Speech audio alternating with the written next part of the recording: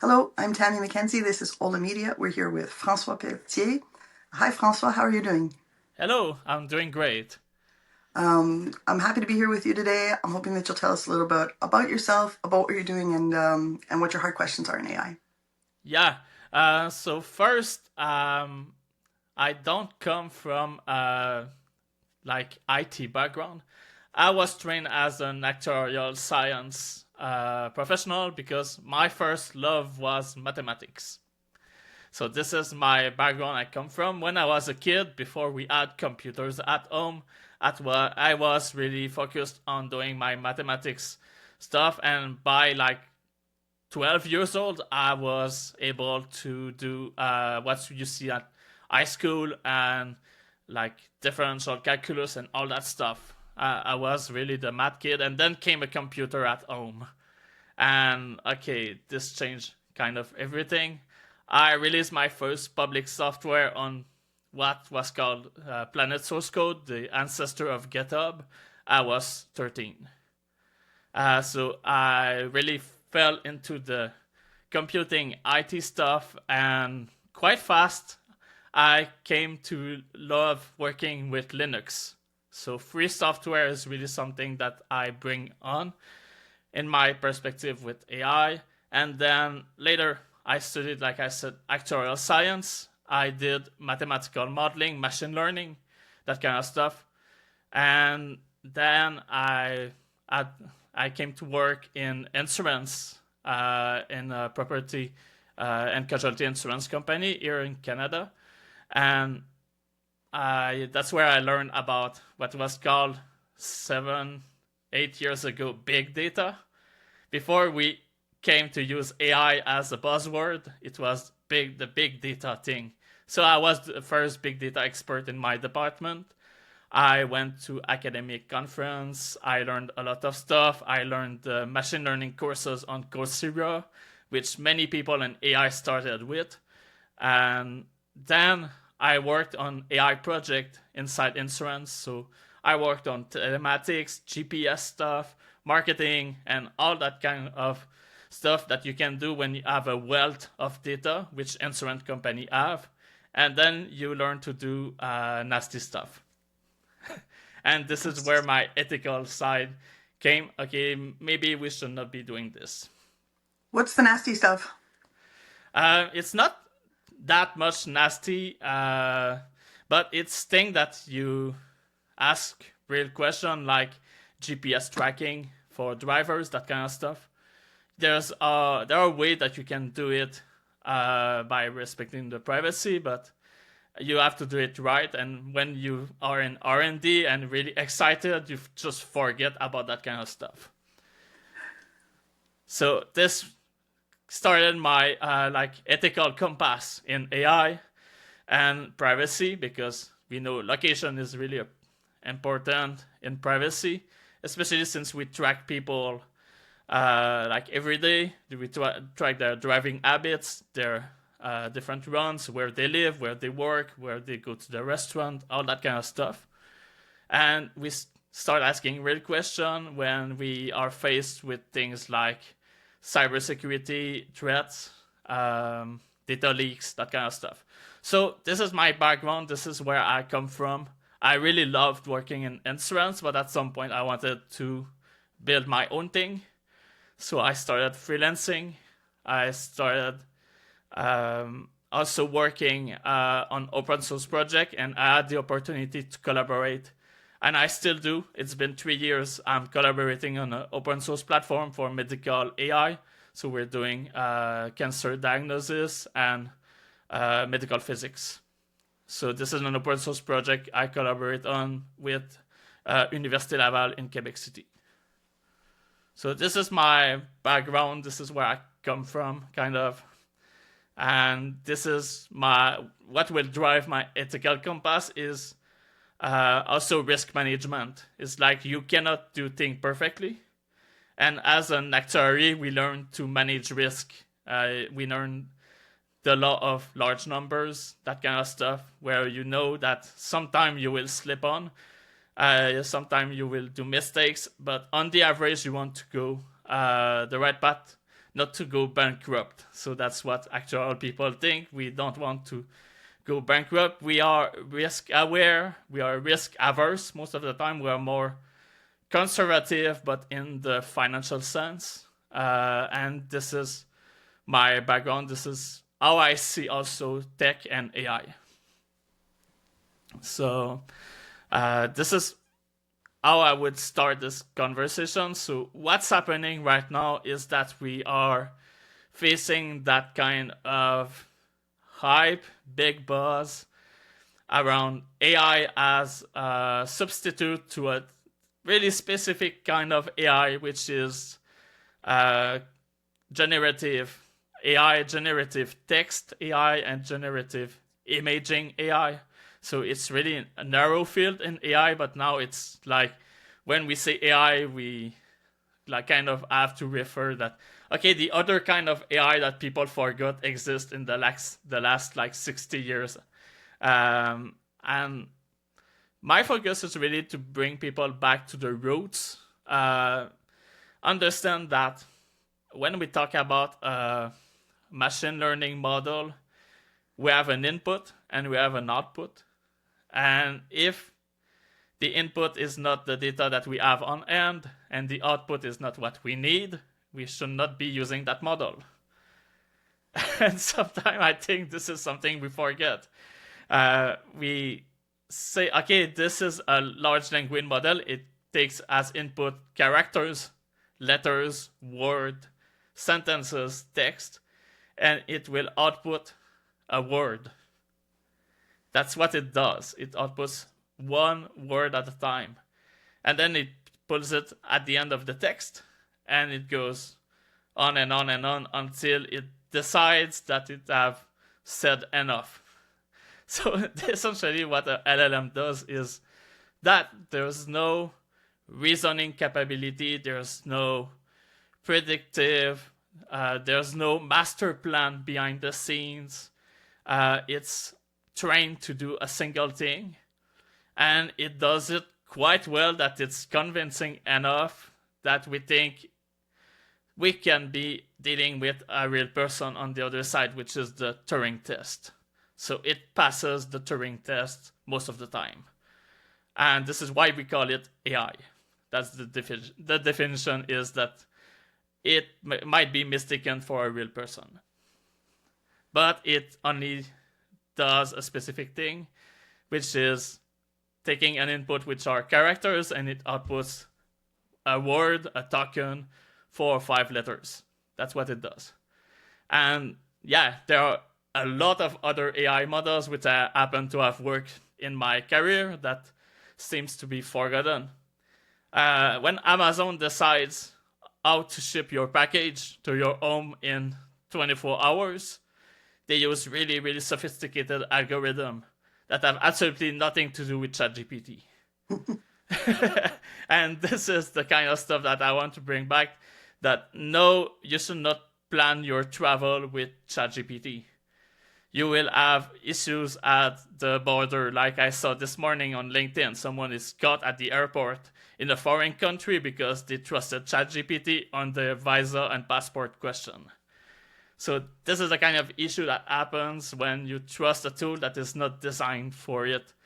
And this is really the take I want to bring. Okay, how do we tell people, bring people back to reality that what AI can do, what AI can't do, and how to benefit from its strength, and how not to be manipulated by the marketing that is surrounding all these LLMs, because that's the scientific name. It's large language models.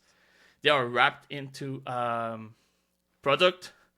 ChatGPT is a product. It's comes with UI, it comes with marketing, it comes with a personality. It comes with what they call prompts, system prompts inside. And these system prompts can be manipulated with political alignment, with marketing, with selling you product that people pay them, pay OpenAI, pay Microsoft to them to use, so they're not neutral. And an LLM will never be neutral. But if you wrap it with other layers, it's less neutral, and you're in the dark, essentially. Also with the training data, since we don't have control over Yeah, the training data, so our input. Speaking back to your first point about you need to know what's going in to be able to trust what's coming out. exactly. If it was trained with random internet data that was scraped by robots during the 10, 15 last years, then what is the internet composed of? Wikipedia is one of the most visited websites, but it's not a large part of what people have written. Most of the text we have written is on chat, is on Reddit, is on social network, is on when we are not professional and serious, when we are writing what we call shit posting, that kind of stuff. This is the most frequent stuff we have on the internet. Opinions, editorials, all that kind of stuff. We say, okay, they take news from the New York Times, they take news from all the large newspaper, but it's less than 1% of the training data set. So if you want to have something that is oriented toward your professional work, you need an AI that is trained, mostly in majority with your domain, your expertise, and the other stuff should be only to learn to write sentences, to write text, to learn a language, to learn to translate. Really the language part of the language model. And what is specific to your domain should be in majority of the, not of the amount of data, because it's always a minority over all internet, but it should have more weight in the model. Do you mean also with retrieval augmented generation, RAG, with the database reference? Is that what you mean? Like people should be adding a layer of their own data? I'm coming to that next. I'm coming to that next. But when we train a model, the thing that consumes as much as a small city when it's training, in this data set, you should, if you want to use this model professionally, let's say in medical field. So in the medical field, yes, you have to have random text to be able to understand the patient, understand language, natural language part. But if you want to have specific knowledge of the medical field, it should be a majority of the weight in the training set. Because this is something that you cannot change after that. It's kind of when you download a large model on your computer, or you use Claude or ChatGPT or DeepSeek, you're using something that is baked in. It's like you buy a cake at the grocery store. You cannot change it. But and in this case, it's a cake that was not made for medical science. Yeah, no, it was made with random cheap ingredients. And you want something that tastes exactly like you want it, you have to start earlier in the process. You have to include the ingredient you want when you are baking. And this is something that can be fixed kind of with what they call fine-tuning. Fine-tuning is you're adding flavor to your generic cake. But the other thing you told earlier about retrieval augmented generation, but this does not change the model. This changes the prompt. When you do retrieval, you're adding a lot of information that you think is relevant as the input. But remember that it only completes the input, and not everything in your input have the same weight, because most of the text on the internet is made so the title is a hook, is something that will trigger you to read, and the conclusion is often made to trigger a conversation. So it's the beginning and the end of the text is made to trigger you emotionally, and the actual content in between is less important to trigger a reaction. So all AI models will be trained on that kind of text because that's how human we communicate. We have an idea, we write stuff, and then we trigger. And if you do science, you don't want that kind of behavior. And you cannot patch it with your RAG. You can patch it with fine-tuning, which is expensive and requires PhD level stuff. And RAG cannot fix that. RAG can only influence the direction of what you will be outputting.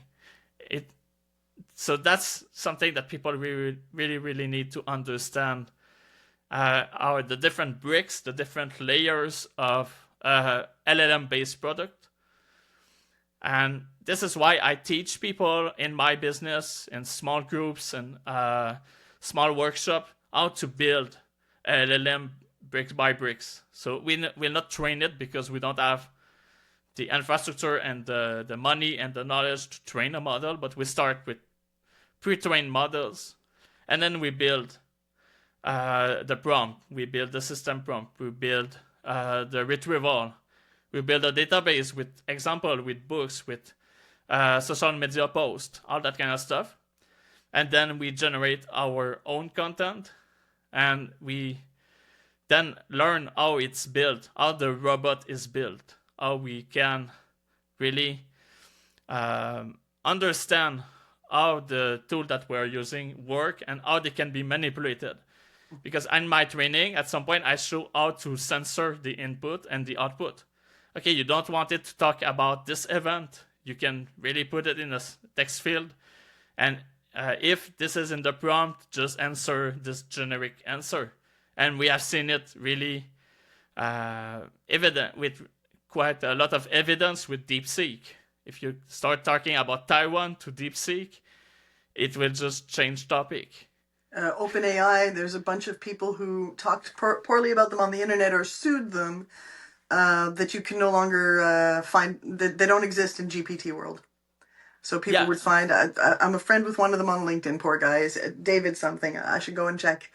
I'll put a link in the description when we... there are people who paid OpenAI not to have any opinion on them.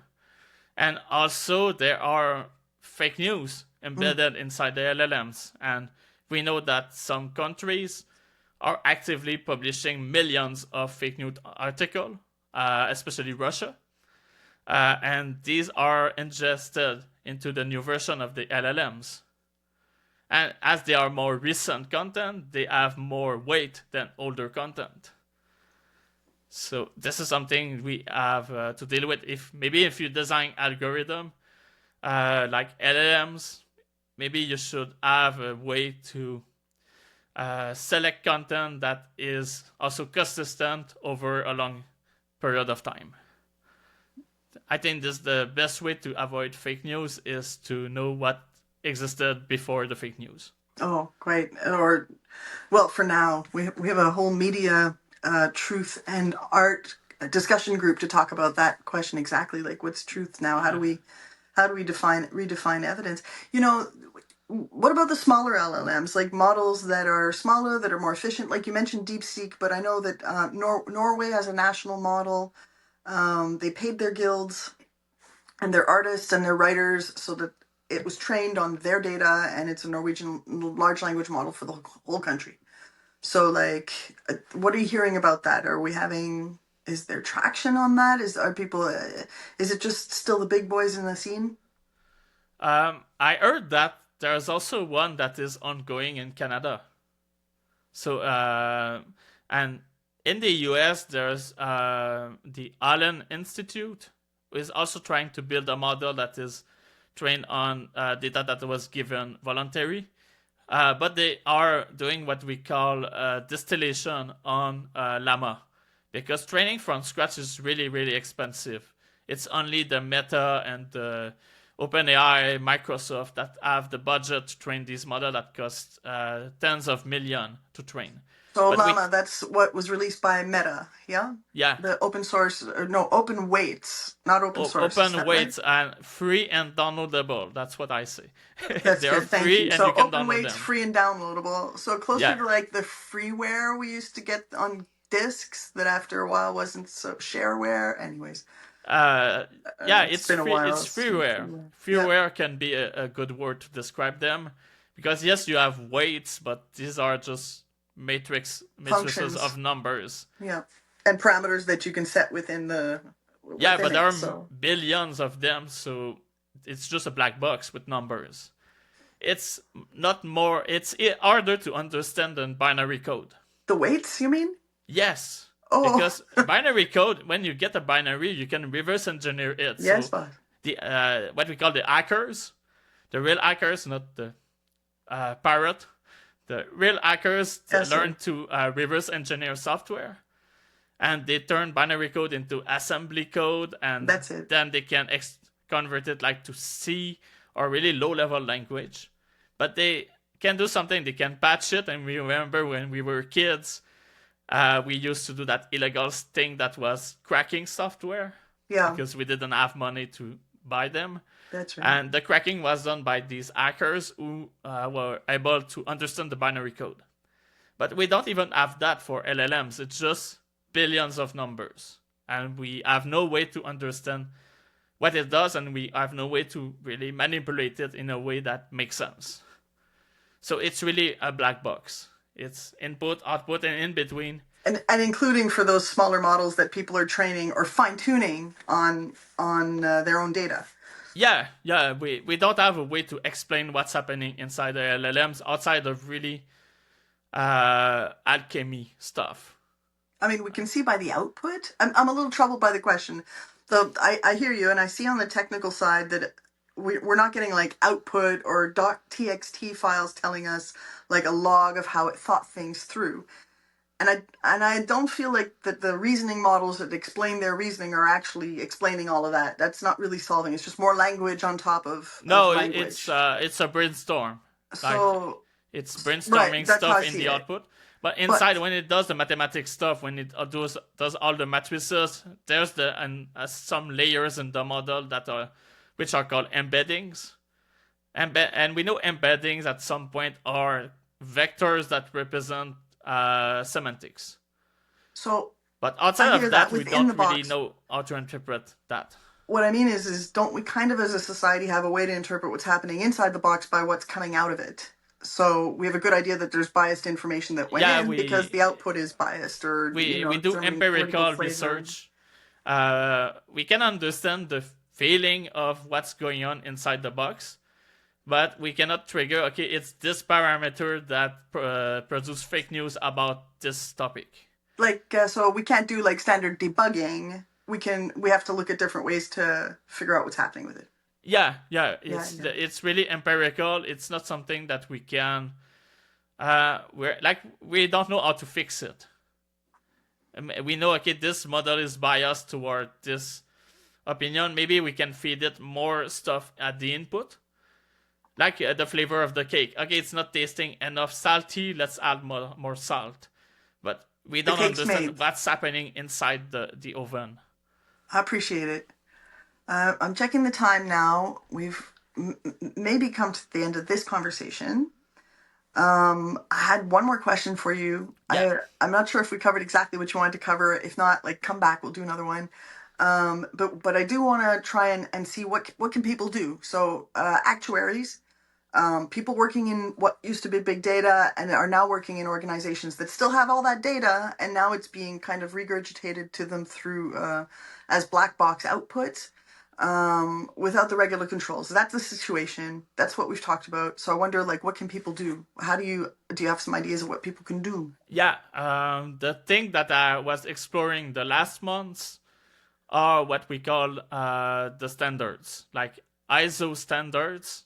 They have gathered work from experts all over the world to build a framework to do AI in a way that is responsible towards human rights, United Nations Sustainable Development Objective, that kind of stuff. these are like basis of what we know as humanity is the best we can do.